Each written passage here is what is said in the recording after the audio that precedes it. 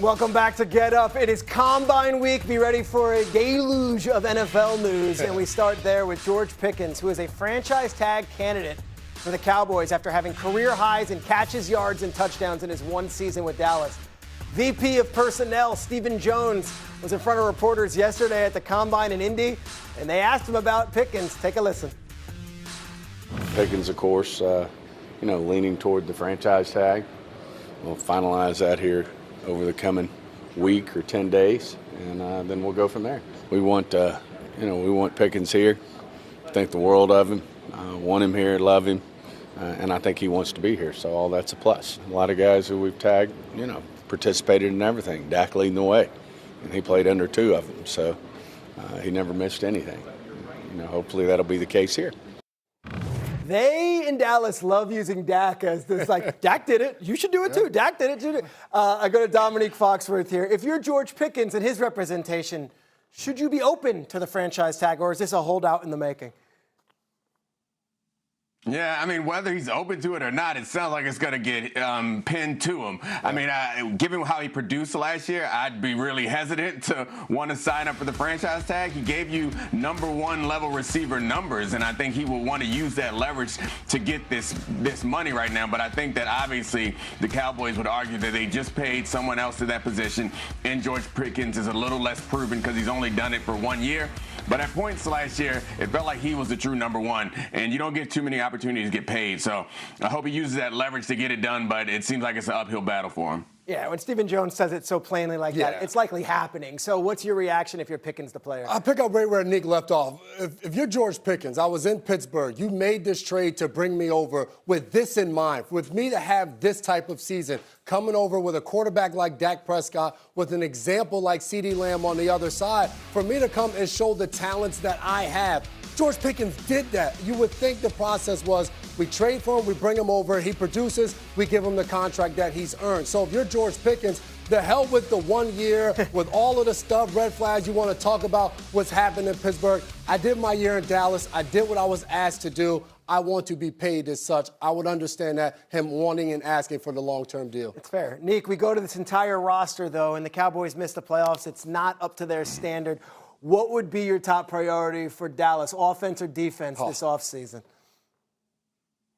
Yeah, that's a layup of a question. It's obviously defense. Their defense was really bad for much of the season. We all convinced ourselves that they figured it out midway through. Then they fell apart once again. The defense needs a ton of help. I think the offense is pretty set up. And George Pickens, I think back to that point, it's just that if I were him, I'd say, what more would you want me to do? What more do I have to prove given what he's produced? But maybe he has to play some safety or corner on the other side to help him out on that side of the ball. They would pay him then. I mentioned this is going to be a deluge of sports news from the Combine. This is what's going to happen. Every 10 minutes over the next few days, you're going to get a headline about something because everyone's talking. So let's do something we call Run the Hurry Up. Nick, we start with you. The Falcons plan to place the franchise tag on tight end Kyle Pitts. Do we believe his new head coach, Kevin Stefanski, can get this offense with 4 top 10 players on offense going in a new direction and get the Falcons going? Absolutely. That's why they brought Kevin Stefanski in, I would think, is to solidify this offense. They have tons of weapons. We all know that the quarterback situation is not as stable or solidified as they want it to be, but the weapons are there, and you have a quarterback-centric head coach. Then the point is he's supposed to get the offense running. The defense got better. They're bringing back Ulbrich to manage defense, and I think, Stefanski needs to get the offense going. Otherwise, what is he doing there? Okay, J-Mac, your thoughts on the Falcons? I look at that, and I'm with Nick. Yes, they have all the weapons around them. The biggest question mark is the quarterback Who's position. throwing on the ball? Michael Penix is coming off of an injury. You look at Stefanski in his time in Cleveland, where they tried to go out and get veteran quarterbacks. Flacco had some success, but there was a lot of times there without that quarterback piece, it didn't matter what was outside of it. So that's going to be the biggest question mark for the Atlanta Falcons. Stefanski has proven that he's had success. Maybe they get Kirk Cousins, they release him and get a chance to bring him back, and he gets to run that offense. Speaking of quarterback, one of the most curious situations is in Indianapolis. J-Mac, should the Colts sign Daniel Jones to a long-term deal? He's coming off the injury. I'm going to say yes. there are a lot of caveats and variables to this situation. One, you look at the head coach Shane Steichen and general manager Chris Ballard. They're both going into a year where they're going to be expected to win. If not, don't know how much longer they're going to be there. I would want Daniel Jones, but it has to come at the right price tag with him going through injury and the way that season kind of tailed off last year. All right, Nick, your thoughts on Daniel Jones? Yeah, I don't think they have a choice. I don't know where the other answers are going to come from. I know they still have Anthony Richardson on the roster, and maybe that'll be an option, but they made their bed when they traded for Sauce Gardner. This team is going in for a championship right now, and if they don't have an answer at that position, the best answer they've had in quite some time at that position was a healthy Daniel Jones. So I think, yeah, they might get him at a discount coming off the injury, but he's their quarterback. He's their only chance, I think, to make a run in the playoffs, and to J-Mac's point, save some jobs. All right, you saw me throw that yellow flag into the commercial last break. The NFL Competition Committee is reportedly discussing the possibility of authorizing replay officials to throw flags for specific penalties, with the example being this altercation in the Super Bowl. This is Stephon Diggs and Job, the cornerback. The replay official could go back and throw a flag is what's being proposed. Look at this punch here. Hello.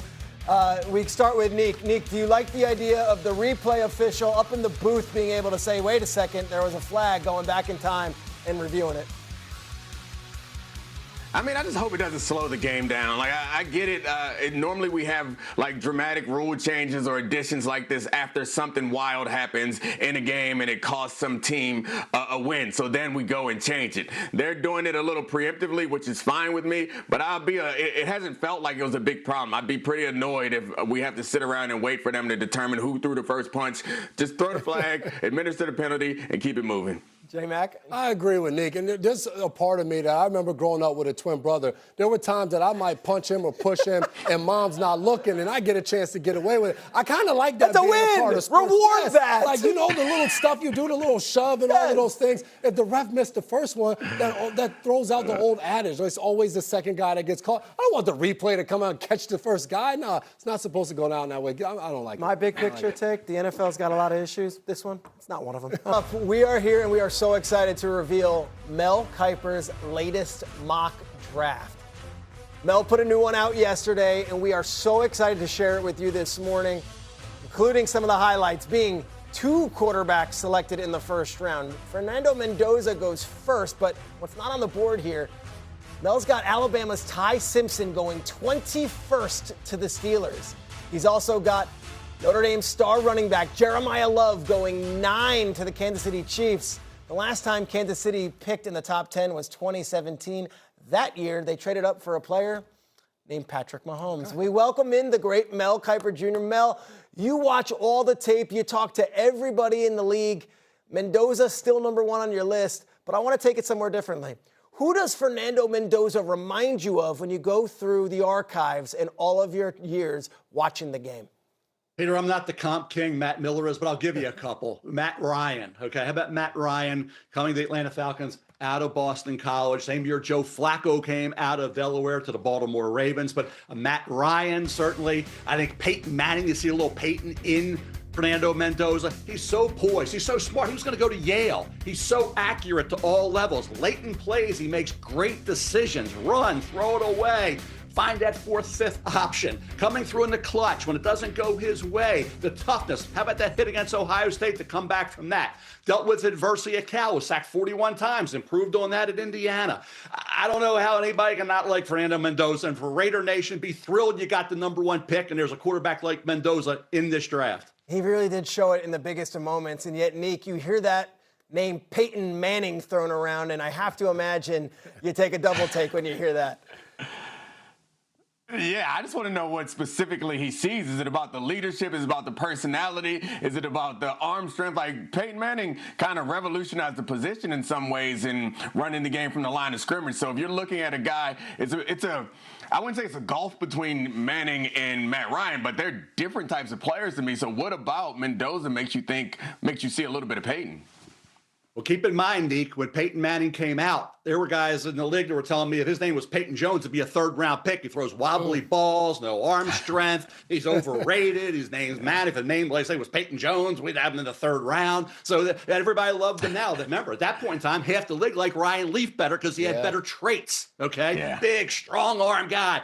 Carried Washington State to the Rose Bowl, all that. So everybody just revisionist history on Peyton Manning coming out. Mendoza is an underrated athlete. What did Manning do? Manning could have at times beat you with his legs when he was young. You think about the arm. Mendoza doesn't have a rocket. Peyton Manning certainly didn't. Mendoza throws a better ball than Peyton Manning. He's incredibly smart. He's incredibly instinctive. He's the first one in the building. He wants to crack the code. He's got a lot of that, those traits of Peyton Manning. Matt Ryan, wasn't going to wow people over. Remember, that was the draft where Bill Parcells passed on Matt Ryan to take Jake Long and took Chad Henne in the second round, right? So all this revisionist history from quarterbacks, we go back to the real time when they were picked. There was a lot of skepticism about some of these guys that turned out to be great. Mel, I think that's a great way to put this because, yes, it was Ryan Leaf for Peyton Manning, and Manning goes and visits the Colts, and he tells Bill Polian it'll be the greatest mistake you ever made if you pass on me. They take him. Ryan Leaf goes to the Chargers.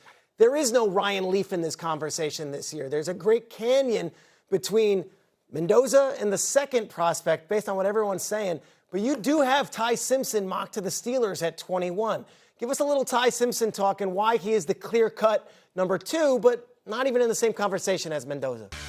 Peter, when we were talking in mid-October, even in the mid-November, there were those that thought that Ty Simpson was the top 5 pick and would challenge Mendoza to be QB1. Then he had 5 straight games with a fumble lost, right? He had some struggles. He obviously had a fumble against Indiana when he was hit by D'Angelo Pons. Cracked rib, couldn't go to the Senior Bowl, which he wanted to. Now he's going to be at the Combine. So Ty Simpson will let it rip. Okay, he made some clutch throws in a lot of games. He had a bad offensive line. He had receivers. Ryan Williams didn't play up to the level expected. He had no running game.